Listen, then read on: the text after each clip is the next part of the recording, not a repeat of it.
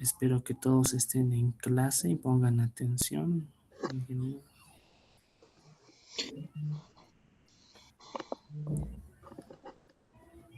Muy bien. Ya saben que para los que no prenden cámaras y se les pregunta hace rato no responden, se les saca de la clase. ¿De acuerdo?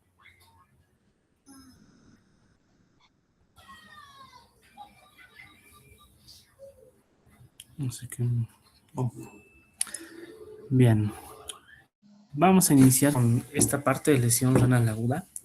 El riñón es un órgano muy importante porque refleja el 20% del gasto cardíaco, que es algo que tenemos que aprender. Se presenta el 20% del gasto cardíaco que el corazón le manda al riñón. El riñón pues requiere bastante flujo sanguíneo porque cumple funciones básicas. ¿Cuáles son las funciones básicas que cumple el riñón? Tiene que filtrar, tiene que reabsorber, tiene que sintetizar y tiene que excretar. Entonces, cuando hablamos de filtrar, filtra más de 120 litros al día. El riñón tiene que filtrar todo el líquido del cuerpo y tiene que dar lugar posteriormente a la reabsorción, ya sea de líquidos, electrolitos u otras sustancias. Tiene que sintetizar bicarbonato, que es una de sus funciones básicas, y también tiene que excretar, que va a excretar agua e hidrogeniones. Entonces, el riñón, como cumple estas funciones básicas, necesita bastante flujo sanguíneo. Una de las enfermedades frecuentes es el famoso shock o estado de choque. Si nosotros recordamos, tenemos un shock séptico, un shock hipovolémico, un shock obstructivo, un shock cardiogénico. El distributivo tiene el séptico, anafiláctico y el neurogénico. El shock, muchos lo comprenden como un estado de hipoperfusión, de acuerdo, como un estado de hipoperfusión. Milenka, Jazmín, Diana, Daniela, ¿están o no están en clases? Entonces, este estado de shock, como tiene una disminución de la perfusión en todos los tejidos, uno de los órganos que se va a alterar fácilmente es el riñón. Siempre tienen que tener en cuenta, el primer órgano que se va a lesionar en cualquier estado de choque, independientemente de la causa que sea obstructivo, distributivo, cardiogénico, hipovolémico, va a ser el riñón. El riñón tiene incluso más gasto cardíaco que el propio encéfalo, representa el 20%. Y si un riñón no cumple sus funciones básicas, deja de filtrar. Ya no filtra líquidos, riesgo de edema. Joel Alessandro se encuentra en clases, ya no filtra líquidos y de esa manera tiene riesgo de sobrecargarse, de hacer edema. Ya no reabsorbe de forma adecuada electrolitos y agua, mayor riesgo de sobrecarga de edema, trastornos hidroelectrolíticos. Ya no sintetiza bicarbonato, acidosis metabólica, y ya no excreta agua, ya no excreta hidrogeniones, ya no excreta electrolitos, trastornos hidroelectrolíticos, trastornos ácido-base y sobrecarga y edema en el paciente. Entonces, el riñón es un órgano muy importante porque si no actuamos en un diagnóstico oportuno cuando el riñón está iniciando un proceso de afectación secundaria a cualquier enfermedad, vamos a dar lugar a que el paciente haga una lesión renal aguda. ¿De acuerdo? Entonces aquí claramente nos dice es un síndrome del cual desconocemos cuál es la etiología para que ese riñón pierda de forma brusca e intensa la función renal. Y ya sabemos que la función renal es filtrar, reabsorber, sintetizar y excretar. Si no cumple esas funciones básicas, retiene líquidos, edema, trastornos hidroelectrolíticos, trastornos ácido-base, etcétera. Ahora, hay algo que aquí siempre pregunto y algunos responden, otros no. ¿Qué laboratorios conforman la función renal?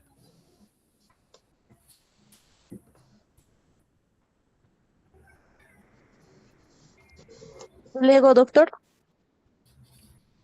El ego es parte, pero no es algo que... La creatinina, doctor. Urea, doctor. Urea. Y la tasa de filtración número 1. Muy bien. A ver, vamos anotando. Una de las funciones básicas, la creatinina. Muy bien, ya. La creatinina. ¿Otro? Voy a anotar aquí. La urea. Perfecto. La urea. ¿Otro? Tasa de filtración glomerular, doctor. Bueno, la tasa de filtrado glomerular se calcula a partir de la creatinina. ¿Otro? El NUS, doctor. Perfecto, el NUS. ¿Algo más? Electrolitos, doctor. Doctor. El electrolitos representa el medio interno. Ácido úrico podemos poner. Bueno, estos tres que acaban de mencionar es algo bien importante porque esto conforma el famoso perfil renal. Entonces, cuando se les dice cómo está el perfil renal del paciente, a la mente nos tiene que venir cómo está la creatinina, cómo está la urea y cómo está la NUS o BUN, nitrógeno ureico sérico. La creatinina, la urea y la NUS tienen valores normales y cuando por alguna razón estos valores están incrementados, sospechamos que el paciente tiene una afectación renal. Y en esta afectación renal nosotros tenemos que aprender a diferenciar dos enfermedades muy frecuentes en el medio. Uno que se llama lesión renal aguda y el otro que se llama enfermedad renal crónica. Les dije que hay dos etiologías principales que generan enfermedad renal crónica. ¿Se acuerdan cuáles son? La diabetes y la hipertensión arterial, doctor. Perfecto, la diabetes y la hipertensión arterial sistémica. Ahora, si yo les pongo un ejemplo, digamos que el paciente viene con creatinina de 2.4, urea de 120 y un nitrógeno ureico de 95 y la paciente tiene de antecedente diabetes. ¿Qué pensarían? ¿Es una lesión renal aguda o es una enfermedad renal crónica? Uno diría, como tiene diabetes, probablemente es una enfermedad renal crónica. Sin embargo, puede que esté iniciando un cuadro agudo. Entonces, la parte aguda y la parte crónica tienen diferencias bien notables, independientemente de qué comorbilidades tenga. Puede ser hipertenso, puede ser diabético y puede ser una lesión renal aguda, que si no se trata de forma adecuada, etcétera, y no controlamos las enfermedades de base, puede causar enfermedad renal crónica. Pero bueno, ahí tenemos la creatinina, la urea y la NUS. Perfecto, ese es el perfil renal. Mateo, por favor, vas a anotar valores normales del perfil renal. Bueno, la lesión renal aguda se va a producir en días o se va a producir en semanas, horas. ¿Por qué se produce? Porque se empiezan a acumular todos los productos tóxicos que el riñón depura. El riñón tiene que depurar creatinina, tiene que depurar urea, tiene que depurar NUS y pues como ya no cumple sus funciones básicas, generalmente se puede acompañar de trastornos hidroelectrolíticos o de trastornos ácido-base. Hay tres grupos o hay una clasificación que la divide en tres a la lesión renal aguda. Aquí tenemos prerrenal, intrarrenal o parenquimatosa y posrenal. Entonces, para que comprendamos eso, yo voy a dibujar aquí un riñón, ¿de acuerdo? Y voy a dibujar ahí su vaso sanguíneo. Listo. Y lo último, voy a dibujar el sistema urinario. Bien. Ahora, lo que ustedes tienen que entender es lo siguiente. Cualquier problema que afecte aquí al vaso sanguíneo o del vaso sanguíneo hacia atrás es un problema prerrenal. ¿De acuerdo? O sea, es antes del riñón. ¿Y qué está antes del riñón? Los vasos sanguíneos. Ese vaso sanguíneo puede que no lleve buen volumen de sangre o que no tenga buen flujo sanguíneo por diferentes razones, ¿ya? Ahí vamos a mencionar diferentes etiologías. Cuando el problema es el parénquima, ahí se va a llamar lesión intrarrenal o parenquimatosa. También le dicen renal como tal, por si acaso. Lesión renal aguda, prerrenal. Lesión renal aguda, renal, intrarrenal o parenquimatosa. Tres nombres. Pero si el problema es en el sistema urinario, ya es un problema postrenal. ¿De acuerdo? Entonces, a ver, nos imaginaremos. ¿Podrían mencionar alguna enfermedad que me afecte la parte prerrenal?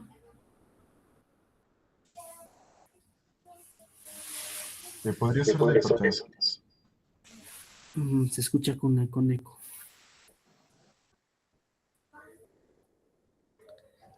Doctor, ¿me escucha? A ver, adelante. Podría ser la hipertensión arterial. La hipertensión, ya, pero la hipertensión va a ser crónico, ¿no? Estamos aquí en un cuadro agudo. A ver, imagínense, hay una hipoperfusión. Cuando escuchamos perfusión, ¿qué tenemos que imaginarnos? Flujo sanguíneo, ¿no ve? Significa que el flujo sanguíneo ha disminuido. ¿Podrían mencionarme alguna causa por la que el flujo sanguíneo podría disminuir a nivel de la vasculatura renal? ¿Una enfermedad? Shock. Shock hipovolémico, doctor. Debe haber hipovolemia, doctor. Ya, una hipovolemia, digamos un shock hipovolémico hemorrágico, digamos que sangró 2 litros. Entra a quirófano para que le hagan, no sé, una apendicectomía complicada con plastrón, datos de peritonismo, ha ingresado, ha habido datos de sangrado, y como ha sangrado, pues ha comprometido la perfusión del riñón, y eso va a causar una lesión renal aguda, pero ¿de qué tipo? Prerrenal. Bien, entonces si se dan cuenta, el problema en la parte prerrenal es la volemia. Puede sangrar, puede perder líquidos, una gastroenteritis, vómitos, un paciente gran quemado, pierde líquidos. Aquí el problema son líquidos o sangre. Ambos me van a comprometer el flujo sanguíneo renal, pero eso se llama prerrenal. ¿De acuerdo? Ya. A ver, voy a poner un ejemplo. Un paciente que tiene ascitis y que está fugando líquido hacia cavidad peritoneal, una ascitis a tensión, y sé que hay una mala distribución de volumen. ¿Qué tipo de lesión renal es? ¿Prerrenal, renal o posrenal?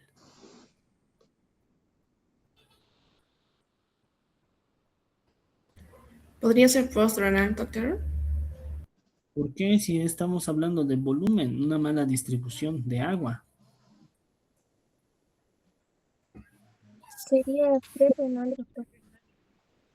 Es una prerrenal. Pongo otro ejemplo. El paciente acaba de sufrir un infarto agudo de miocardio. Significa que algunas partes del corazón tienen tejido necrótico, no se está contrayendo muy bien, y si no se contrae bien, ¿creen que va a mandar un buen volumen de eyección? No. ¿Cómo va a estar el gasto cardíaco? Alterado, disminuido. ¿Cómo va a estar la presión arterial? Probablemente también disminuida.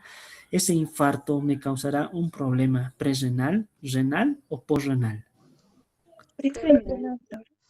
Prerrenal, perfecto. Prerrenal. Digamos que tengo un paciente gran quemado, ha sufrido una quemadura física, ha estallado su gas a domicilio y tiene quemadura en el 40% de su superficie corporal. Ha perdido bastante líquido porque la piel tiene pues la mayor cantidad de líquido y es la superficie que cubre todo, es una superficie que cubre todo el organismo, y cuando no tenemos esa superficie, el cuerpo queda expuesto a diferentes tipos de infecciones, y obviamente como ya no alberga agua, el paciente va a estar pues en un estado de depresión bien marcada. Ese paciente gran quemado va a tener una lesión renal aguda prerrenal, renal o posrenal. Igual, Prerrenal, doctor. Prerrenal. Creo que hasta ahí queda claro lo que consideramos prerrenal. Si se dan cuenta, prerrenal son alteraciones en la volemia. Bueno, ahora si yo les pregunto, ¿cuál es la unidad funcional del riñón? ¿Cuál es la unidad funcional? de nefrón. Nefrona, doctor. El glomérulo renal, ¿verdad? Ya. Entonces, ustedes se acuerdan que tenemos allí al glomérulo, tiene su espacio de Bowman, etcétera, y tiene una arteriola aferente y una arteriola eferente, y luego tiene su sistema tubular, ¿no ve? Tenemos un túbulo que va a tener su rama descendente, el asa, su rama ascendente, luego tenemos el túbulo contorneo proximal, túbulo colector y finalmente los distales. Entonces, esta unidad funcional que es el glomérulo también puede tener afecciones. Por ejemplo, si el problema fuera el glomérulo, o sea, todo esto, se van a llamar glomerulopatías.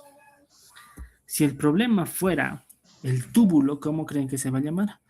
Tubulopatías.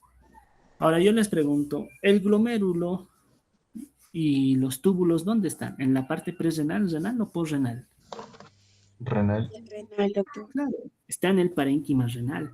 Entonces, ¿qué enfermedades me pueden afectar el parénquima renal? Cualquier enfermedad que me cause glomerulopatías o cualquier enfermedad que me cause tubulopatías. ¿Conocen alguna glomerulopatía? Doctor, ¿podría ser Glomerulonefritis, la doctor. glomerulosclerosis, doctor? Ya, glomerulosclerosis, glomerulonefritis, ya se dan dando cuenta, o sea, hay una alteración del glomérulo del túbulo. Resumen, ¿cuáles son, por ejemplo, las glomerulopatías? Son dos, el famoso síndrome nefrótico y el famoso síndrome nefrítico. Nefrótico, nefrítico, glomerulopatías. Y luego tenemos las tubulopatías. Entonces, un paciente que tiene síndrome nefrótico y nefrítico, como su nombre lo dice, nefrótico, nefrítico, es un síndrome, no sabes la etiología. Para el síndrome nefrótico y para el nefrítico hay una lista de enfermedades. Voy a poner un ejemplo. Para el síndrome nefrótico hay una enfermedad que se llama nefropatía diabética. Es un tipo de síndrome nefrótico. Para el síndrome nefrítico hay una enfermedad que se llama nefropatía lúpica, porque la paciente tiene lupus eritematoso sistémico. Pero ambas son glomerulopatías, ¿de acuerdo? Son diferentes, pero siguen siendo glomerulopatías. Y las glomerulopatías, ¿a qué afectan? Están afectando al parénquima renal. Bueno, entonces si yo les pongo el ejemplo, tengo una paciente, 25 años, tiene lupus eritematoso sistémico, se ha reactivado porque acaba de ser gestante, la gestación ha reactivado la inmunidad y su lupus está activo y le está causando datos de lesión renal aguda. Hemos indicado que el lupus causa síndrome nefrítico, entonces es una glomerulopatía. Esta paciente, ¿qué tipo de lesión renal hará? ¿Prerrenal, renal o posrenal? Renal, doctor. Perfecto.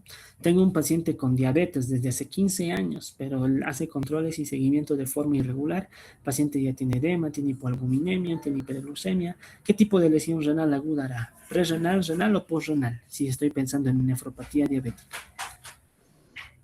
¿Posrenal? doctor. Renal. Ahora les pongo el mismo ejemplo. Tengo un paciente diabético, está con glicemia de 700, con una osmolaridad de 380, totalmente deshidratado. ¿Qué tipo de lesión renal me hará? ¿Prerrenal, renal o posrenal? Prerrenal, doctor. Perfecto. Entonces se dan cuenta cómo una misma enfermedad puede causar, digamos, una lesión renal aguda prerrenal porque está deshidratada, perdí volumen, poliúrico, lo que quieran. Pero si está muy avanzado y tiene datos para nefropatía diabética, me puede causar una lesión renal aguda renal. ¿Se entiende, no ve? Se están dando cuenta ya de los escenarios. Ahora, si me han entendido esto de prerrenal y renal, ¿qué enfermedad me podría causar una lesión renal aguda posrenal sabiendo que me afecta el sistema urinario? Litiasis renal. Perfecto, la litiasis. Imagínense que aquí a nivel del uréter hubiera litos, y esos litos no van a permitir el paso de orina. Entonces la orina se va a quedar ahí estancada, va a tener reflujo, una dirección retrógrada y va a terminar afectando el parénquima renal. Pero el problema ¿qué es? Es posrenal, hay un problema obstructivo. Entonces los litos o la litiasis renal es. ¿Algún otro ejemplo para una posrenal? Es una glándula Doctor, que solo está en el tal hombre. vez sería no el tumor benigno de no- próstata, doctor. Perfecto, hiperplasia benigna de próstata o el cáncer prostático. ¿De acuerdo? Entonces ya se dan cuenta, prerrenal hay una hipoperfusión, parenquimatoso hay un problema en el glomérulo, en el túbulo o en su intersticio, y posrenal hay un problema obstructivo. Entonces la lesión renal aguda se va a dividir en tres: prerrenal, renal, parenquimatosa o intrarrenal. Y finalmente posrenal. Yo la manejo así: prerrenal, renal, posrenal. Pero si usted quiere decirle prerrenal, parenquimatosa, posrenal, está de acuerdo. Pero independientemente de los nombres, es lo mismo. Prerrenal, renal, posrenal. ¿Listo? Muy bien. Ahora busquemos etiologías. Aquí tenemos a la lesión renal aguda prerrenal. Esta lesión renal aguda prerrenal se produce porque hay una hipoperfusión. Ya hemos indicado que no llega buen volumen de sangre, no hay buena volemia, puede que el paciente haya perdido líquidos por alguna razón o ha perdido sangre por alguna razón, y como no hay buen flujo de sangre, va a causar una disfunción a nivel renal. Es la causa más frecuente. Vean, el 70% de los casos es de causa prerrenal. Inicialmente es reversible. Con un buen diagnóstico y con un buen tratamiento, nosotros podemos revertir esta lesión renal aguda prerrenal. Si nosotros no revertimos, ¿en qué se va a convertir? Se va a convertir en una renal. Y como ya es una renal o parenquimatosa, ¿qué se encontraba en el parénquima? Glomérulos, túbulos. ¿Qué me puede causar? Necrosis tubular aguda. Porque, a ver, ahí entra el mismo ejemplo. Yo tengo ahí el riñoncito, tengo su vaso sanguíneo. Si el flujo sanguíneo por alguna razón está disminuido, ¿acaso ese flujo no va a comprometer la irrigación del parénquima? Lo va a hacer. El parénquima no está recibiendo buen flujo sanguíneo. Entonces, un problema que era prerrenal se va a convertir en renal o parenquimatosa. Entonces, ahí, por ejemplo, un médico tiene que tener la capacidad de diagnosticar las lesiones renales agudas porque son el mayor porcentaje de todos los tipos de lesión renal. Pero si no lo diagnostica y era reversible, va a llegar un punto en que se transforma en parenquimatosa y hay mayor compromiso. ¿De acuerdo? Y si no lo corregimos, pues va a terminar complicándose aún más. Entonces, la lesión renal aguda prerrenal es porque hay hipoperfusión, es porque no hay suficiente flujo sanguíneo y tiene diferentes causas. Las causas se pueden dividir en locales, generales, y vamos a mencionar en las locales. Hay un fracaso en la hemodinamia glomerular. Ustedes saben que pues el glomérulo tiene una arteriola aferente, esos también van a regular su presión sanguínea, pero bueno, ahí vamos a dar ejemplos más adelante, locales. Tenemos causas generales, vean, el paciente ha perdido volumen extracelular, hemorragia, quemaduras, deshidratación, diarrea, los diuréticos. Si uno da diuréticos de forma indiscriminada, al paciente le causa aumento de la producción de orina y empieza a perder líquido por la diuresis, pero pierde tanto líquido que termina deshidratándole al paciente y como ha perdido volemia, lesión renal aguda. ¿Pero por qué? Por diuréticos. Y eso pues ¿qué es? Es un mal manejo. Entonces aquí tienen que tener cuidado. El paciente puede perder bastante líquido cuando se utiliza de forma indiscriminada y no adecuada los diuréticos. Entonces, cuando escuchamos volumen extracelular, ahí se tienen que acordar lo que han aprendido en fisiología, ¿no ve? En fisiología, ¿qué han aprendido? Han aprendido que tenemos una célula y al lado de la célula tenemos su vaso sanguíneo. En ese sentido, todo lo que está dentro de la célula se llama LIC y todo lo que está afuera se llama LEC. Ese LEC tiene dos compartimientos, un líquido intersticial y tenemos un líquido intravascular. Entonces ahí lo dice, ¿no? Hay disminución del volumen extracelular, o sea que el LEC está disminuido. ¿Qué pudo haber bajado? El líquido intravascular, hemorragias. El líquido intersticial, el paciente pierde el líquido por diarrea, por vómitos, un ren quemado, etc. Está perdiendo agua. Entonces la hemorragia, las quemaduras, la deshidratación, diarrea, pérdida de volumen. Otro, disminuye el volumen intravascular efectivo. El volumen efectivo hace referencia al volumen de sangre que el corazón manda para poder nutrir y perfundir a todos los tejidos. Entonces, ¿por qué puede bajar ese volumen? Porque hay un problema en el gasto cardíaco. Digamos que el paciente tiene insuficiencia cardíaca. El corazón no va a tener la capacidad de bombear un volumen adecuado. Tiene hipertensión pulmonar. Y ustedes dirán, ¿cómo es que la hipertensión pulmonar causa caída del gasto cardíaco? Ahí nos tenemos que acordar lo que hemos aprendido en la parte de respiratorio. Ustedes se acuerdan que teníamos dos aurículas, dos ventrículos. Aquí voy a dibujar a los ventrículos. Este va a ser el ventrículo derecho, este es el ventrículo izquierdo. Del ventrículo derecho, ¿qué vaso salía? Salía la arteria pulmonar. Entonces, ¿qué significa? Hay una hipertensión aquí. Esa hipertensión no permite que salga el volumen de sangre del ventrículo derecho. Una vez que el volumen de sangre pasa a la arteria pulmonar, llega a los pulmones, hacen intercambio de gases y luego tiene que ir a las venas pulmonares. Las venas pulmonares, ¿dónde desembocan? En la aurícula izquierda. De la aurícula izquierda, ¿dónde va? Al ventrículo izquierdo, y del ventrículo izquierdo a la aorta y se distribuye en todos los tejidos. Pero como hay hipertensión pulmonar, ¿creen que esa presión que está aquí elevada a nivel de la arteria pulmonar va a permitir un buen paso de volumen? No. El volumen de sangre que manda el ventrículo derecho a esa arteria que tiene mucha presión es poca. El volumen que hace intercambio de gases es poca. El volumen que llega a la aurícula izquierda es disminuido y el volumen que llega al ventrículo izquierdo es disminuido y por eso baja el gasto cardíaco en una hipertensión pulmonar. Causas de hipertensión pulmonar, ya hemos mencionado, la tromboembolia pulmonar es una enfermedad que puede causar hipertensión pulmonar, taponamiento cardíaco. Otro, presencia de líquido en el tercer espacio, por ejemplo, el hilo intestinal, la pancreatitis, la peritonitis, la citis, que es fuga de líquido al tercer espacio. Entonces, por ejemplo, imagínense la citis. La citis, ¿por qué se produce? Porque hay una disfunción hepática, hipoalbuminemia y una vasodilatación esplásmica y el líquido empieza a fugar al peritoneo. Entonces, ese paciente empieza a perder volumen y es fuga de líquido al tercer espacio. Hipoalbuminemia, el paciente tiene cirrosis hepática. Como no hay proteínas, disminuye la presión oncótica, mayor riesgo de líquido. síndrome nefrótico. ¿Qué es el síndrome nefrótico? Es un síndrome donde el paciente pierde proteínas en la orina. Y si pierde proteínas, ¿tendrá presión oncótica? No tiene, el paciente se empieza a edematizar. Malnutrición, aquel que no se nutre de forma adecuada y también tiene hipoproteinemia. La hipotensión arterial. Entonces, vean, todo aquí se resume a bulimia, pero por diferentes causas. Hipovolemia, tenemos deshidratación por vómitos, diarreas, diuréticos, quemadura, las hemorragia, atrapiamiento a tercer espacio, ascitis, bajo gasto cardíaco por insuficiencia cardíaca, infarto, arritmias, taponamiento, tromboembolismo. Vean cuántas etiologías nos pueden comprometer el gasto cardíaco. Insuficiencia cardíaca, un corazón que va a tener anomalías estructurales y funcionales y no manda un buen volumen de sangre. Infarto agudo de miocardio, hay tejido necrótico que no se contrae, no manda buen volumen sanguíneo. Arritmias, el corazón, imagínense un corazón que está latiendo a 220 latidos por minuto. Ese corazón no tiene el tiempo suficiente para tener una buena diástole, entonces se llena con poco volumen y también no tiene buena sístole, manda poco volumen. Taponamiento pericárdico, ustedes se acordarán que el corazón tiene alrededor el pericardio, ¿no ven? Ese pericardio puede tener un derrame, imagínense que alrededor del corazón está lleno de líquido, de sangre, de aire, neumopericardio, hemopericardio, pericarditis purulenta, en fin. Eso no permite que el corazón se contraiga bien porque algo lo está presionando de manera externa.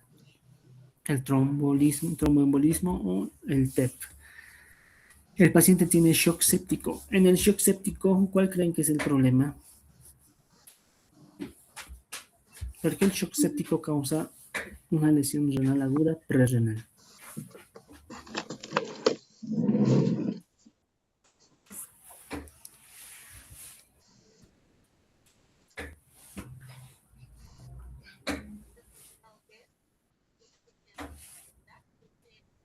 ¿Nadie?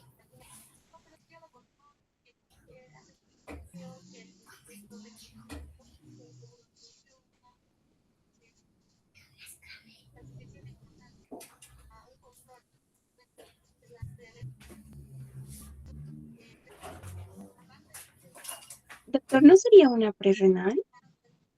¿Pero por qué? Es una prerrenal, estamos viendo la prerrenal. ¿Pero por qué? Porque produce una disminución del, o sea, del flujo sanguíneo ¿Pero cómo? por la disminución de la perfusión. O sea, ¿Pero cómo? o sea, en el cístico ocurre lo que es la vasodilatación y Ya, también o sea, como hay vasodilatación, baja la presión arterial, o sea, tiene hipotensión y pues hay alteración de la circulación, o sea, ya. La vasodilatación causa caída de la resistencia vascular periférica o sistémica y eso causa hipotensión. Esa es la respuesta, ¿de acuerdo? Muy bien. Entonces, el shock séptico, cualquier paciente que tenga infección y haga sepsis y haga shock séptico, lesión renal aguda prerrenal. Vasoconstricción. Aquí, ¿por qué se produce? Porque hay una alteración. Por ejemplo, puede ser de causa iatrogénica cuando le damos dosis alta de medicamentos. Digamos que yo le doy noradrenalina, adrenalina. Estos medicamentos causan una vasoconstricción tan severa en los vasos renales que se cierran y no llega buen flujo de sangre. Un síndrome hepatorrenal. El síndrome hepatorrenal es una disfunción hepática que condiciona una lesión renal aguda, pero por alteración de la función hepática. Entonces, aquí hay una alteración entre las presiones, tanto en la arteriola aferente, ¿de acuerdo? Entonces, ahí se disregula lo que va a ser estos mecanismos de vasoconstricción, vasodilatación, y eso está asociado a la pérdida de la autorregulación renal. Todos, por ejemplo, ustedes que ya han llevado AINES, antiinflamatorios no esteroideos, saben que los AINES son gastrolesivos, lesionan el estómago. ¿Saben por qué? Porque inhiben las prostaglandinas, que son protectoras, etc. Los AINES son también nefrotóxicos. ¿Y por qué son nefrotóxicos? Porque afectan precisamente esa regulación del flujo sanguíneo. Entonces, yo tengo, por ejemplo, aquí mi glomérulo, ¿no ve? Tiene su arteriola aferente, eferente. Si por alguna razón no le llega suficiente flujo de sangre al glomérulo, estas arterias tienen que hacer lo que nosotros decimos vasoconstricción o tienen que hacer vasodilatación, dependiendo. Entonces los vasos sanguíneos se regulan haciendo vasoconstricción o vasodilatación. Pero ¿qué hacen los AINES? Los AINES, al inhibir a las prostaglandinas, impiden que el riñón haga mecanismos de vasodilatación. impide que haya mecanismo de vasodilatación. Entonces, las dos arterias se van a encontrar en vasoconstricción. Vasoconstricción por un lado, vasoconstricción por el otro, compromete el flujo sanguíneo y de esa manera los AINES pueden comportarse como nefrotóxicos. Fármacos que bloquean el sistema renina-angiotensina-aldosterona, como los IECAs, como los ARAs, que son fármacos antihipertensivos, inhibidores de la enzima convertidora de angiotensina, antagonistas de los receptores de angiotensina 2. ¿Por qué? Porque el sistema renina-angiotensina-aldosterona es parte de nuestro sistema para poder mejorar la volemia. ¿Qué hace la aldosterona? Reabsorbe agua, reabsorbe sodio. ¿Qué hace la angiotensina 2? Vasoconstricción. ¿Todo para qué? Para mantener el flujo sanguíneo. Si nosotros damos IECAs o ARAs, podemos condicionar lesión renal aguda. Entonces ahí, por ejemplo, dirán, bueno, ¿y qué pasa si el paciente es hipertenso? No pasa nada, no son los únicos antihipertensivos. Puedes dar otros antihipertensivos como antagonistas de calcio y demás. Entonces, vean cuántas etiologías tenemos para la lesión renal aguda prerrenal. Entonces, en resumen, la etiología de la lesión renal aguda prerrenal es por volemia. Paciente pierde agua o pierde sangre. Puede ser un shock hipovolémico hemorrágico traumático, no traumático, hipovolémico o hipovolémico traumático. Aquí se pierde agua. Entonces, aquí tenemos un problema de volemia, hay una hipovolemia, hay bajo gasto, porque el corazón puede mandar un gasto cardíaco disminuido, porque ha hecho un infarto de miocardio por isquemia, síndrome coronario, tiene alteraciones en el ritmo sinusal, hacen taquiarritmias, o pueden ser bradiarritmias. La cosa es que no está llegando un buen volumen, pueden tener problemas del aparato valvular, valvulopatías, o puede haber complicaciones del aparato valvular o de la estructura del corazón, puede haber ruptura del septo, ruptura de la pared libre, y al final es un problema de la bomba cardíaca como tal. Entonces, ¿todo eso qué va a causar? Bajo gasto. Puede causar una vasodilatación periférica, ya hemos hablado del famoso shock séptico. En el shock séptico, las citocinas inflamatorias en la infección va a causar una vasodilatación, causa una vasodilatación. Puede ser por una vasoconstricción, cuando se le da catecolaminas a dosis muy elevadas, causan una vasoconstricción que va a dar lugar a la lesión del flujo sanguíneo. Y obviamente cuando hablamos de pérdida de la autorregulación renal, hablamos de lo que son fármacos que me van a inhibir el sistema renina-angiotensina-aldosterona, IECAs o ARAs, o AINES, que me inhiben la producción de prostaglandinas, que van a dar lugar a la reabsorción de líquidos y modulación de la arteriola aferente a nivel renal. Entonces ahí están todas las etiologías: hipovolemia, bajo gasto, vasodilatación periférica, vasoconstricción renal, pérdida de la autorregulación del flujo sanguíneo renal. Entonces ahí están los diferentes tipos de estados de shock: obstructivo, distributivo, cardiogénico, hipovolémico. Hipovolémico pierde agua, sangre; distributivo, hay mucha vasodilatación; obstructivo cuando hay taponamiento pericárdico, tromboembolia pulmonar, algo que está obstruyendo el flujo; y luego tenemos el cardiogénico cuando falla la bomba como tal. Y cuando afectamos el sistema renina-angiotensina-aldosterona o administramos AINES, hay riesgo porque vamos a modificar la autorregulación. Los AINES impiden que haya una buena regulación, y IECAs y ARAs impiden que haya una buena regulación. Ya hemos explicado que a nivel del glomérulo puede suceder esto. Vamos a tener su arteriola aferente, eferente, los dos van a estar en vasoconstricción porque han perdido esa autorregulación, ya sea por fármacos que afectan al sistema renina-angiotensina-aldosterona, como los antihipertensivos o los AINES, que se van a comportar como nefrotóxicos. Entonces, este sistema, no se olviden, las células yuxtaglomerulares tienen que liberar lo que es la renina convierte el angiotensinógeno en angiotensina 1, el angiotensinógeno se produce a nivel hepático, la angiotensina 1 va hasta nivel pulmonar y se convierte en angiotensina 2 gracias a la enzima convertidora de angiotensina. Y la angiotensina 2 actúa sobre dos receptores, AT2, AT1, y la AT1 me aumenta la resistencia vascular, me aumenta la presión arterial. Entonces este sistema trata de aumentar la presión arterial. Pero si nosotros vemos que el paciente tiene algún problema e inhibimos este sistema, no se va a regular. Entonces, por lo tanto, vamos a afectar esa autorregulación a nivel del flujo sanguíneo renal. Acompañado al sistema viene lo que es la acción de la aldosterona. La aldosterona, ¿qué hace? Reabsorbe agua, tiene que reabsorber sodio, aumentar la volemia, mejorar la presión arterial. Pero como está bloqueado este sistema, no va a actuar como tal. ¿Alguien tiene alguna duda respecto a la lesión renal aguda prerrenal mientras?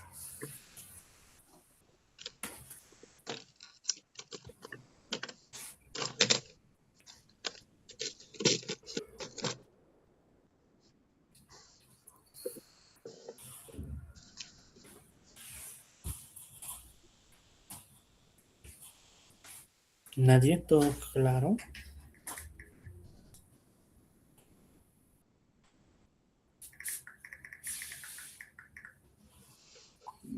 Doctor,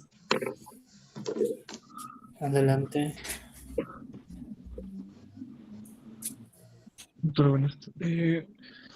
Esta lesión renal aguda, ¿cómo afecta en la función cardíaca? No entiendo. ¿Cómo? ¿Qué? ¿Cómo es que afecta esta lesión? ¿Cómo podría afectar esta lesión en la función cardíaca, esta lesión renal aguda? ¿Cómo la disfunción renal afecta en la función cardíaca?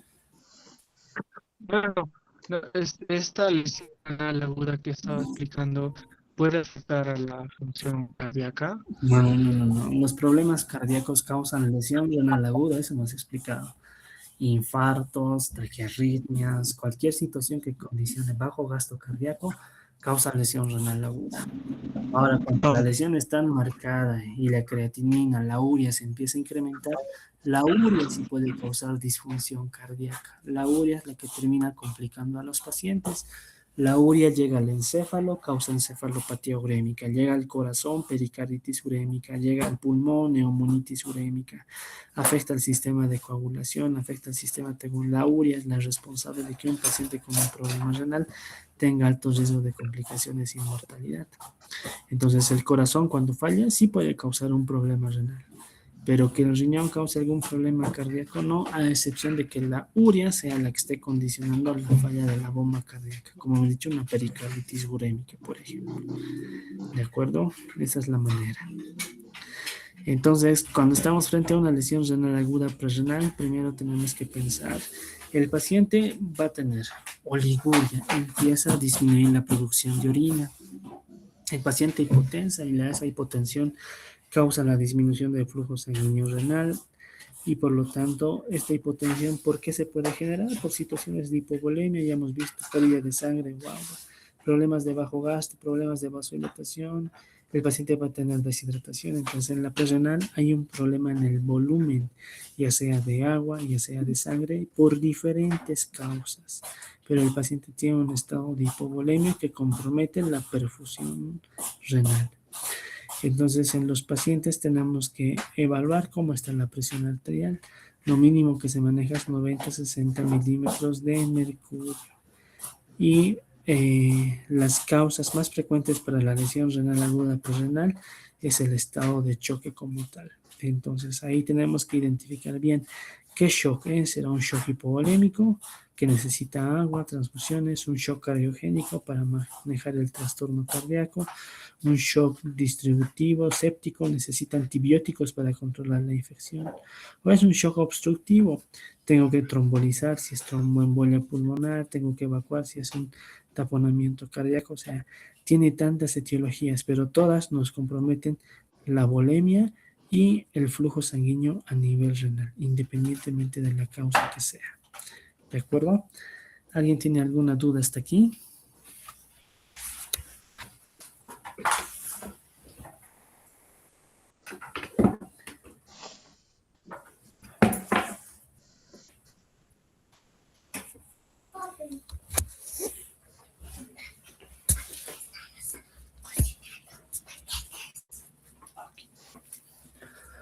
Bien, entonces, ahora vamos a abarcar a lo que es la lesión renal aguda parenquimatosa o renal. No se olviden que la prerrenal representaba el 70% de los casos. Ahora, aquí la lesión renal aguda parenquimatosa, ¿cuánto representa? El restante, el 10 al 20% de las causas de los fracasos renales. Entonces, prácticamente se resume a prerrenal y renal. Si nosotros no identificamos a la prerrenal, se convierte en renal, ¿de acuerdo? Pero pues eso de que depende de un buen diagnóstico, de un buen tratamiento. Entonces, las etiologías ya van a involucrar lo que son los glomérulos, los túbulos, los vasos sanguíneos que están dentro del parénquima o el intersticio que se encuentra a nivel del parénquima. Este tiene mayor gravedad. ¿Por qué? Porque si el parénquima, el glomérulo, el túbulo se afecta, por más que tenga buena presión, un buen flujo sanguíneo, ese túbulo y ese glomérulo ya no funciona. Entonces, cuando glomérulo túbulo se afecta, ahí el paciente sí tiene riesgo de terminar ¿en qué? En hemodiálisis. Y la hemodiálisis puede ser de por vida. Cuando un paciente ingresa en hemodiálisis, tiene 50 y 50% de posibilidades, un 50% de que ese problema renal, la lesión renal aguda, se identifique la etiología y se trate. El otro 50% es que no se logre identificar, que termine de causar una lesión renal aguda parenquimatosa, que la parenquimatosa progrese y al final termine en diálisis, porque el problema que ha causado la lesión no se ha resuelto. Entonces, dependiendo de la etiología, se puede tomar conducta también. ¿Ok? Bueno, ¿cuáles son las etiologías para que un paciente tenga una lesión renal aguda parenquimatosa? Tenemos alteraciones vasculares, como las vasculitis. Entonces, aquí, Mateo, por favor, anota clasificación de las vasculitis. No sé si hemos hecho esta tarea o no hemos hecho clasificación de las vasculitis. Creo que sí. Sí, la dejó. Sí, doctor. Hemos hecho, ¿no ve? Hemos hecho la clasificación de las vasculitis de pequeños vasos, medianos vasos y grandes vasos. Entonces, estas vasculitis que son procesos inflamatorios a nivel del endotelio, que pueden afectar el riñón y la podemos diagnosticar, nos va a afectar. Hay un síndrome que se llama síndrome pulmón-riñón. Mateo, por favor, vas a anotar. Síndrome pulmón-riñón. Ponen definición y diagnóstico. Síndrome pulmón-riñón.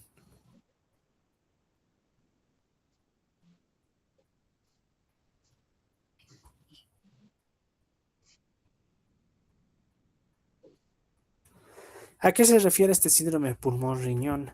Se refiere a que el pulmón sufre una afección por un problema vascular. Puede haber una vasculitis, una hemorragia alveolar, pero estos autoanticuerpos no solamente afectan al parénquima renal, también afectan al riñón y empiezan a causar hematuria o la presencia de glóbulos rojos en orina. A eso se llama un síndrome pulmón-riñón, un síndrome que afecta el pulmón y que afecta al riñón, y dentro de las primeras causas están las vasculitis, con presencia de hemorragia alveolar y la presencia de hematuria micro o macroscópica a nivel urinario. Entonces es algo muy importante. Cualquier proceso de vasculitis puede causar una lesión renal aguda parenquimatosa. Las microangiopatías trombóticas, secundaria que, por ejemplo, la hipertensión arterial, pero ya no la crónica, sino la maligna, de esas que se disparan de forma brusca y van a causar bastante compromiso en el paciente.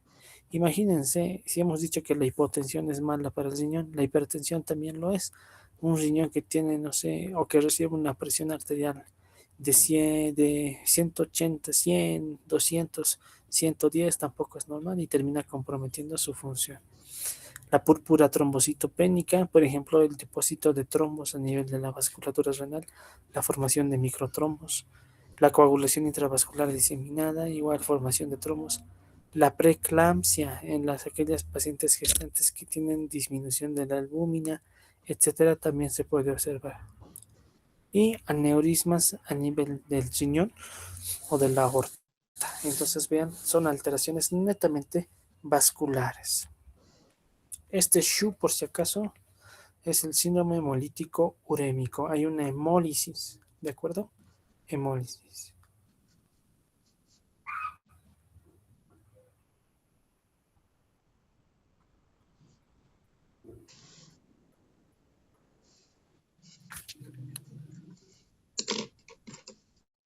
Bien. Entonces, una de las causas, alteraciones vasculares, ¿no ve? Eso ya lo hemos indicado, alteraciones vasculares.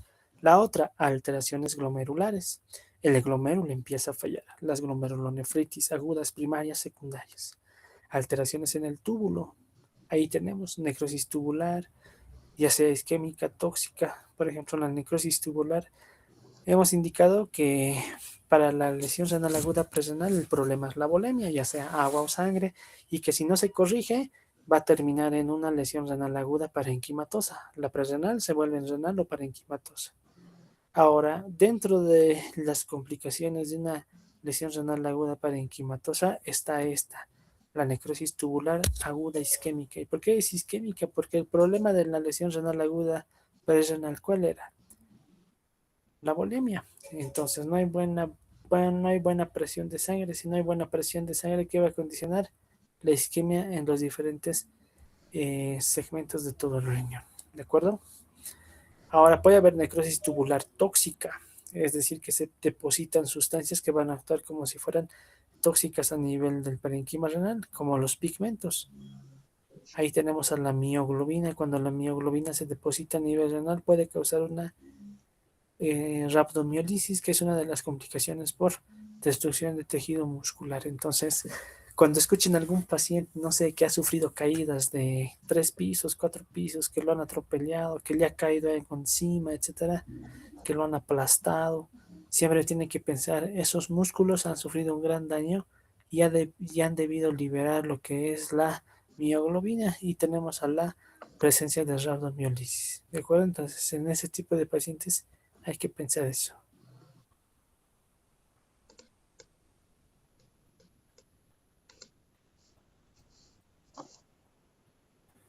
¿Qué tipos de pigmentos o sustancias pueden generar toxicidad a nivel renal? Pueden ser endógenos o pueden ser exógenos. Endógenos van a ser sustancias que nuestro propio cuerpo produce, como la presencia de pigmentos. Ahí tenemos a la hemoglobina, la mioglobina, las bilirrubinas. Hipercalcemia tienen tendencia a formar litos o depósitos o microcristales. Tenemos la presencia de proteínas que pueden causar mieloma múltiple, y tenemos cristaloides cristales a nivel intratubular, como el ácido úrico o la lisis tumoral. Mateo, aquí vas a anotar, por favor, cuáles son los criterios de la crisis, síndrome de lisis tumoral, ¿de acuerdo? ¿Cuáles son los criterios diagnósticos de síndrome de lisis tumoral?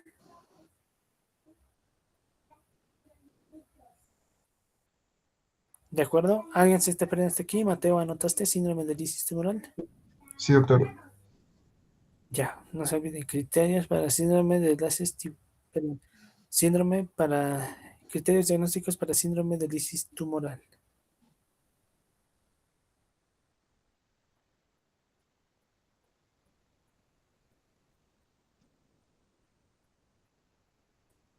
Bien. En cuanto a sustancias exógenas, pueden ser diatrógenos, aquellos antibióticos que pueden ser nefrotóxicos, como los aminoglucósidos. Pueden ser fármacos antivirales como el ganciclovir. Pueden ser anfotericina B, que se utiliza contra lo que nosotros denominamos leishmaniasis o otro tipo de enfermedades. Indinavir, que también ya es un antiviral. Entonces estos, por ejemplo, son nefrotóxicos. ¿Se imaginan? Son nefrotóxicos. Estos fármacos van a causar disfunción renal. Pueden ser iatrogénicos cuando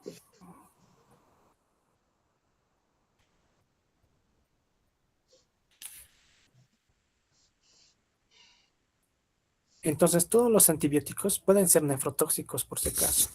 Y ahí siempre hay que tener en cuenta, un riñón que tiene lesión renal aguda, hay que ajustar el antibiótico, porque el antibiótico puede causar mayor lesión renal aguda.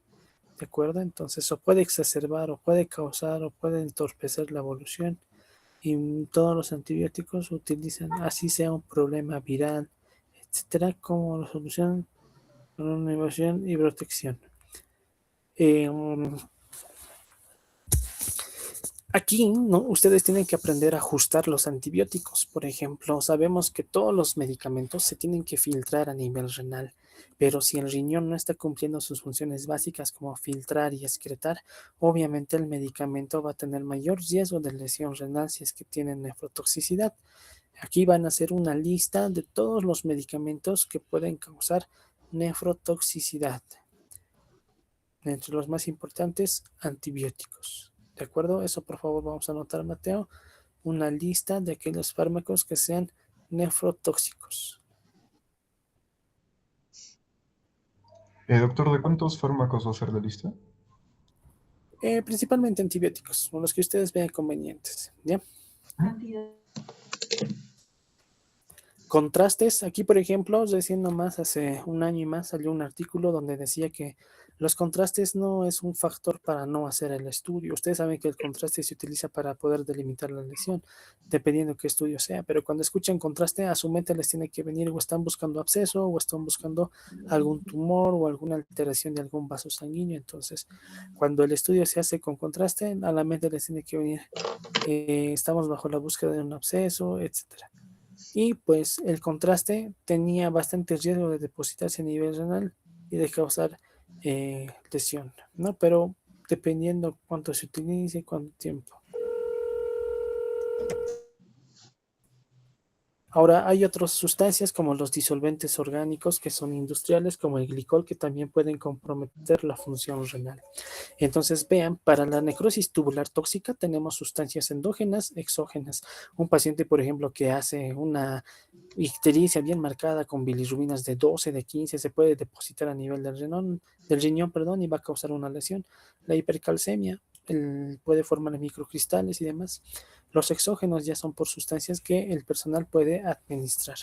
Ahora, ¿cuáles son alteraciones túbulo-intersticiales? Fármacos. Los fármacos también nos pueden causar nefritis túbulo-intersticial, infecciones, radiación. Entonces, de todas las etiologías, la más frecuente, ¿cuál es? La famosa NTA, necrosis tubular aguda. La necrosis tubular aguda es la forma de lesión renal aguda más frecuente de tipo parenquimatoso. ¿De acuerdo? Entonces, si se pregunta, mencione cuál es la forma más frecuente de la lesión renal aguda parenquimatosa. ¿Cuál es la respuesta? La necrosis tubular isquémica o necrosis tubular aguda. ¿De acuerdo? Entonces ahí vamos a tener una afección tubular. ¿Hasta ahí alguien tiene alguna duda o alguna pregunta?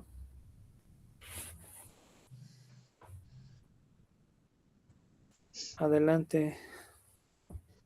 Doctor, disculpe, mi pregunta no era sobre o sea, no es sobre el avance, sino sobre las nuevas tareas que nos está dejando. Las tareas de hoy ya entrarían para el hito 5, ¿verdad? No para lo que debemos de enviar Sí, hasta el sí, sí, viernes. sí, para el hito 5, no se preocupe. Vaya, Para ya, el hito doctor, 5. gracias. ¿Algo más?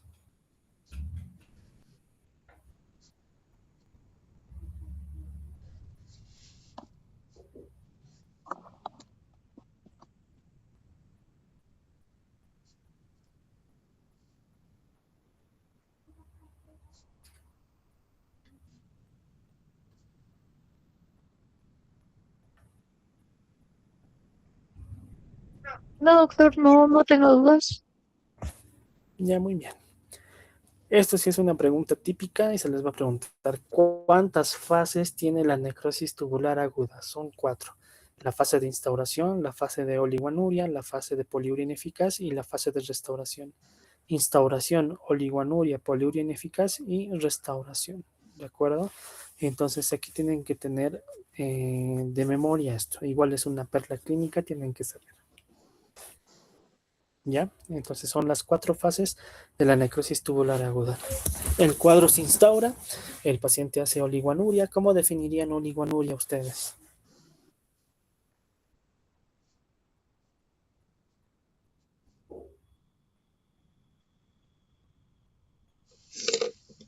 Disminución de la orina, doctor. Pero valores, Menor a Doctor, 400.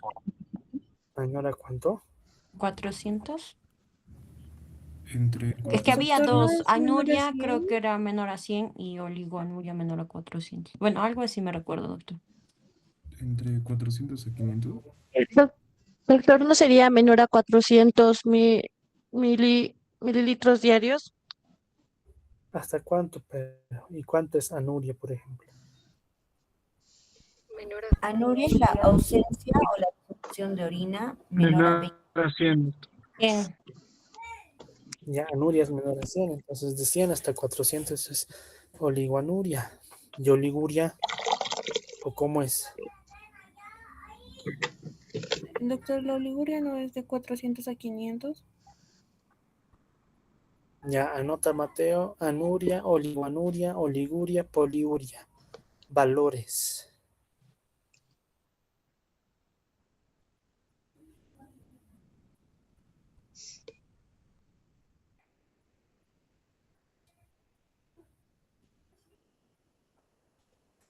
¿Ya lo anotaste, Mateo? Sí, doctor. Ya. Aquí están las 4 fases de la necrosis tubular aguda. Tenemos una fase de instauración. Aquí hay una clínica que no la vamos a poder detectar porque generalmente pasa desapercibida. Esto es bien obvio porque cuando ustedes hacen la historia de la enfermedad actual, el paciente nunca nos va a dar el momento exacto, ¿no? Te va a decir hace 2 días, hace 3 días, y puede que sea más tiempo, menos tiempo. Nunca tenemos el tiempo exacto en que ha iniciado realmente la clínica o el problema. Entonces, como esta fase puede durar, vean, minutos, horas, dependiendo de qué tan grave sea, generalmente va a pasar desapercibida y obviamente no la vamos a poder detectar. ¿Por qué se produce aquí? Se produce porque no ha habido buena perfusión sanguínea, ha habido un flujo sanguíneo disminuido, ha causado isquemia y ha causado necrosis tubular aguda. Ejemplos para que hagan este tipo de necrosis tubular aguda en el posoperatorio. Cuando al paciente le operan de diferentes causas, no sé, de trauma, de abdomen, todo, se pueden complicar con sangrado y el sangrado pues causa primero una lesión renal aguda prerenal y al pasar desapercibida o no identificada puede convertirse en una renaloparenquimatosa. ¿De acuerdo? Shock. El shock causa una prerenal que si no se trata, no se corrige, no se diagnostica a tiempo, causa una renal. Fármacos nefrotóxicos. Entonces, dura minutos, horas, pasa desapercibida y generalmente, pues a veces no se detecta. Pero si se detecta o tenemos la sospecha, hay que revertirlo. ¿De acuerdo?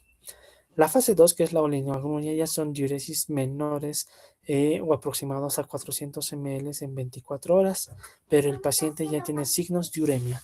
La urea es una sustancia tóxica para el cuerpo humano porque se deposita en el cerebro, encefalopatía urémica, afecta al corazón, pericarditis urémica, al pulmón, hemolitis urémica, afecta el sistema de coagulación. La urea mata paciente. Entonces aquí ya empieza a aparecer signos de uremia, ¿de acuerdo? Y eso pues nos va a causar otro tipo de manifestaciones clínicas dependiendo que sea. Por ejemplo, si es gastrointestinal, náuseas, vómitos, si es neurológico, deterioro neurológico, el área empieza a bajar dependiendo. Entonces, si nosotros hiperhidratamos a los pacientes, hay riesgo de edema agudo de pulmón, porque se acuerdan, ¿no ve? Del 100% de los casos, ¿cuánto correspondía a lesión renal aguda prerenal? Aproximadamente el 70% de los casos. Bueno, y el 20 y 10% restante era la lesión renal aguda renal. Las prerrenales se convierten en renales. Y como yo pienso que el paciente es prerrenal y pienso que le falta volumen, le falta agua, ¿qué hacemos? Hiperhidratamos, le damos bastantes líquidos, pero ¿qué tal si ya no era una prerrenal y era una renal? ¿Cuál va a ser el riesgo? Edema agudo de pulmón.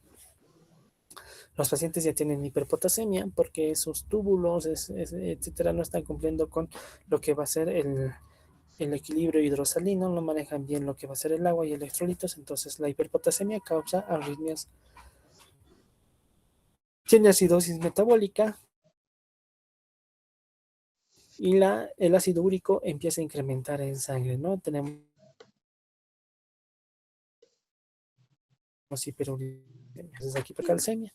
Vamos a ver lo que denominamos cuadros y alteraciones de la glándula paratiroides. Entonces, vean, en esta fase, ¿Y mi agua? difícil que la detectemos.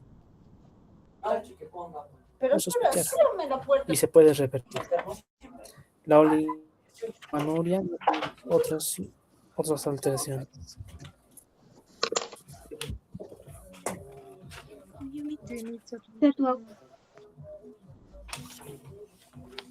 Uy, yo inicio tu audio. Cuando venga de la tarde. No escucho. ¡Ay! Disculpe, doctor.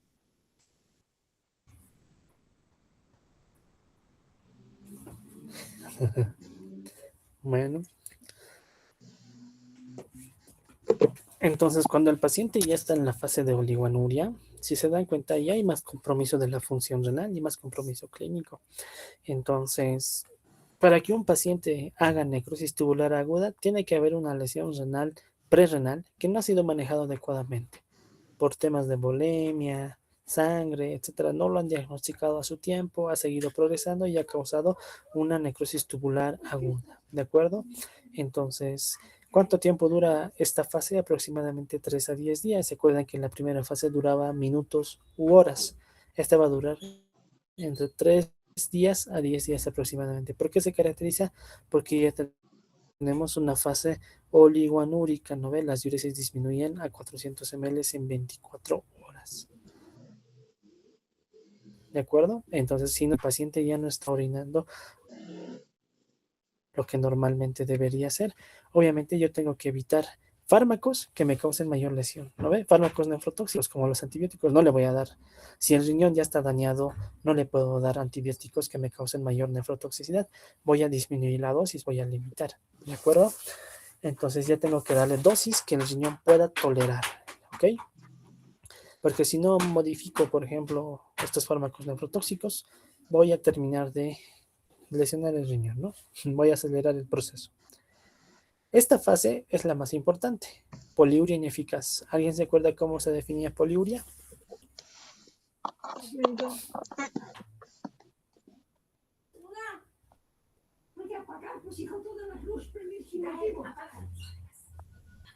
Doctor, era el aumento de la diuresis mayor a 3 litros o 300 ml en un día.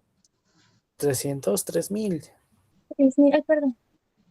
3000 mililitros o 3 litros. ¿No ven? Una diuresis mayor a 3000 mililitros o 3 litros en 24 horas. Y ahora que es bien importante, dice poliuria ineficaz. El paciente empieza a orinar y uno se alegra, ¿no? Dice, no, ese riñón está orinando, ya ese riñón funciona, está produciendo orina. Pero como su nombre lo indica, ineficaz. En esto, ¿qué quiere decir? El riñón orina, pero no depura. O sea, está orinando, pero no está eliminando los productos que son tóxicos. No está eliminando la urea, no está eliminando el NUS, etcétera. Entonces, aquí se confunden mucho, ¿no? El paciente empieza a orinar y uno dice, como el riñón está orinando, todo está bien, pero no está eliminando los productos azoados, creatinina, urea, ¿no? Se sigue incrementando. Entonces, estamos frente a una poliuria ineficaz. Los azoados siguen incrementados. Cuando decimos azoados, se refiere al perfil renal, crea urea NUS. El riñón orina, pero no depura. ¿Qué no depura? Los azoados. Una frase que tienen que entender es esta que se escucha mucho. Dicen, mientras hay orina, hay esperanza. Quiere decir que si el riñón está produciendo orina, que si el riñón maneja bien el equilibrio hidrosalina, electrolitos, ácido base, todo puede tener un buen panorama, pero si el riñón está comprometido, el pronóstico es muy sombrío. Dejan de orinar, más sombrío todavía. A veces ni la hemodiálisis. Uno piensa que la hemodiálisis es conectarle a la máquina ya, ¿no? Durante la hemodiálisis los pacientes se descompensan, hipotensan, hipertensan, hacen trastornos ácido-base, electrolíticos, pueden hacer síndrome postdialítico, algunos fallecen durante la diálisis y otros fallecen después de la diálisis. Entonces, es un procedimiento tan invasivo que puede complicar el estado del paciente. Entonces, en la poliuria ineficaz, el riñón orina, pero no depura, ¿de acuerdo? No elimina productos de desecho. Hay incremento de la diuresis, pero no hay corrección clínica, o sea, no mejora clínicamente y tampoco bioquímica. La urea sigue elevada, no está eliminando urea. Puede producir infiltraciones hidroelectrolíticas graves. Y finalmente, la última fase es la fase de restauración. Aquí es cuando el riñón ya está manteniendo las funciones básicas que realizaba. Esa restauración de filtración, síntesis, reabsorción, excreción y demás, ya lo está volviendo a tener y pues el riñón empieza a funcionar. Ahí es cuando ya el riñón orina y los laboratorios se normalizan. La urea empieza a bajar, la creatinina empieza a bajar. ¿De acuerdo? Bien. Vamos a quedar aquí. Mateo, por favor, quiero que anotes para la siguiente clase preguntando ¿qué es la fórmula de Cockcroft-Gault? ¿Qué es la fórmula de Cockcroft-Gault? Clasificación desde la más antigua, clasificación Rifle, clasificación Akin y la clasificación de la KDIGO de la lesión renal aguda. ¿De acuerdo? Entonces, Rifle, Akin, KDIGO. Van a ver que hay una tablita donde nos ponen los tres. Aquí nos ponen el Rifle, el Akin y aquí nos ponen la KDIGO y todos cumplen casi las mismas características. Ya tenemos la KDIGO 2026, entonces por favor van a revisar los criterios diagnósticos. No les estoy pidiendo que lean toda la guía. Revisen los criterios diagnósticos de la KDIGO 2026. ¿De acuerdo? Entonces, fórmula de Cockcroft-Gault, clasificación y criterios diagnósticos de la lesión renal aguda. ¿Ok? Y con eso ya vamos a continuar esto de la parte renal. Doctor, disculpe, ¿fórmula de qué es? Cockcroft-Gault. Ya. Cockcroft-Gault. ¿De acuerdo? Cockcroft-Gault.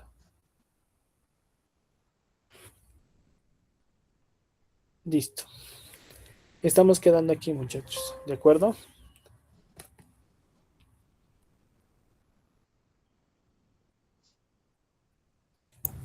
Doctor, ¿nos podría pasar la diapositiva? Ya, hoy les voy a mandar las diapos. Para el examen del viernes, por favor, repasen todo lo que hemos hablado. Solo es endocrino, tiroides y diabetes. El examen no va a ser complicado, no va a ser difícil, pero repasen, ¿de acuerdo? Se les va a comunicar mañana cómo va a ser la modalidad. Voy a hablar igual con Mateo para ver sus horarios, para ver si todos van a ingresar al mismo tiempo o de repente nos podemos fraccionar, ¿ok? Que tengan buen resto de día. Hasta luego, doctor. Buenas noches. Hasta luego, doctor. Buenas Hasta luego, noches. doctor. Hasta luego, doctor. Hasta luego, doctor. Buenas noches. Doctor, buenas Hasta luego, noches. doctor. Hasta luego. Hasta luego, doctor.